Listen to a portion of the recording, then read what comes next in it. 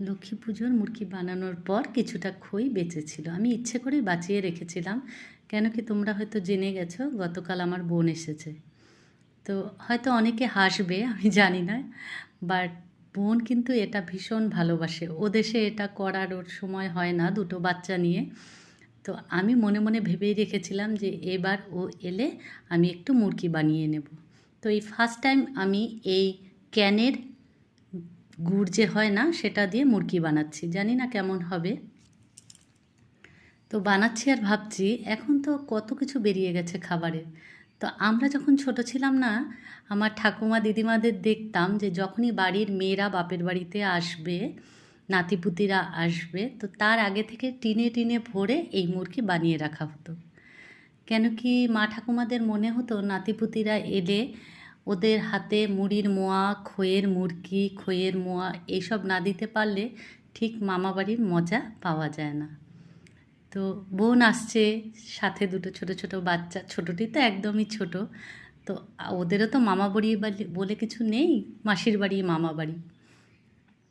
তো আমি ভাবলাম যে বোনও তো মুরগি ভালোবাসে, তো এই ক্যানের গুড়টি ছিল ঘরে, আমি ভাবলাম এটা দিয়ে বানিয়ে নিই। তো জানি না এই যুগে এত কিছু খাবারের মাঝে এই খাবারটি কে কে পছন্দ করো বা করো না। বাট আমাদের ছোটোবেলায় কিন্তু আমরা এতেই ভীষণ খুশি হতাম যখন ঠাকুমা দিদিমারা আমাদের হাতে একটি করে মোয়া ধরিয়ে দিত না। আর সেই মোয়াগুলো কিন্তু বিভিন্ন আকারের হতো, কোনোটা মন্দিরের মতো উঁচু, কোনোটা একটু চ্যাপ্টা ধরনের, কোনোটা গোল। তোমাদেরও হয়তো এরকম স্মৃতি আছে, অনেকেরই এরকমভাবে মোয়া বানিয়ে মামা বাড়িতে গিয়ে তোমরা খেয়েছো। তো আমারও এরম অনেক স্মৃতি আছে। তো আমি এবার ভাবলাম কিছু মুরগি, কিছু মোয়া বানিয়ে রাখি।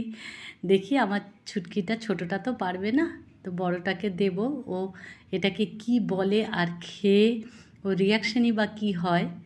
তো সেই জন্য আমি বানিয়ে নিলাম। আর বোন তো ভীষণ ভালোবাসে এই মুরগি। তো করছি আর ভাবছি, অনেকে অনেক কিছু বানায়, আজকে আমি এটা বানাচ্ছি, ও হয়তো অবাক হয়ে যাবে যে তুই মুরগি বানিয়ে রেখেছিস।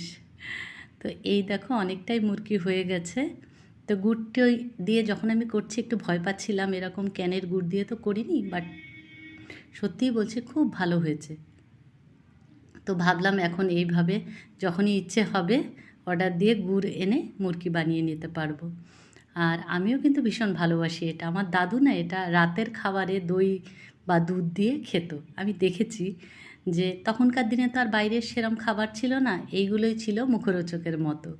এই মিষ্টি জিনিস না খেলে যেন মনে হতো না যে সারাদিনে কিছু খেয়েছি। তো এই দেখো তোমাদের সাথে পুরনো দিনের অনেক গল্প